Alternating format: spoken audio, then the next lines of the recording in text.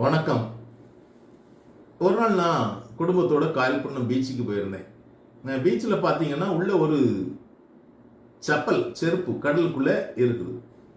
அந்த செப்பல் என்ன செய்யுது அப்படின்னா, அந்த கடலோட அலை வந்துகிட்டே இருக்குது.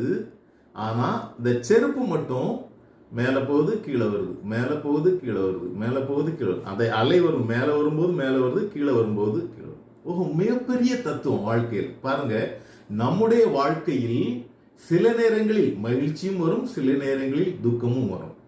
இது கலந்ததுதான் வாழ்க்கை. எல்லாருடைய வாழ்க்கையிலும் உண்டு. எனக்கும் கஷ்டங்கள் உண்டு, எனக்கும் சந்தோஷங்கள் உண்டு, உங்களுக்கும் கஷ்டங்கள் உண்டு, சந்தோஷங்களும் உண்டு. சந்தோஷம் வரும்போது அதற்கேற்றார் போல் இருக்க வேண்டும், துன்பம் வரும்போதும் அதற்கேற்றார் போல் இரக்க மனப்பான்மையோடு இருக்க வேண்டும். ஆக இந்த துன்பங்களும் வந்துகிட்டு போயிட்டே இருக்குது. மகிழ்ச்சி துன்பம், மகிழ்ச்சி துன்பம். ஆனால் அந்த செப்பல் செருப்பு அதே இடத்துல இருக்குது. அதான் மனசுங்கிறது.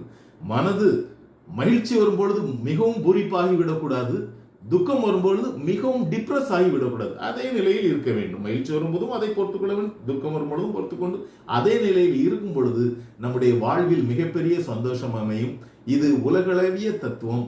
எனவே நண்பர்களே, மகிழ்ச்சி வரும்பொழுது மிகவும் பூரிப்படணும், துக்கம் வரும்பொழுது மிகவும் தோண்டு விட வேண்டாம். எல்லாவற்றையும் சரிசமமாக மனதில் எடுத்துக்கொண்டால் நம்முடைய வாழ்க்கை மன நிம்மதியாக அமையும் என்பதில் சந்தேகமில்லை.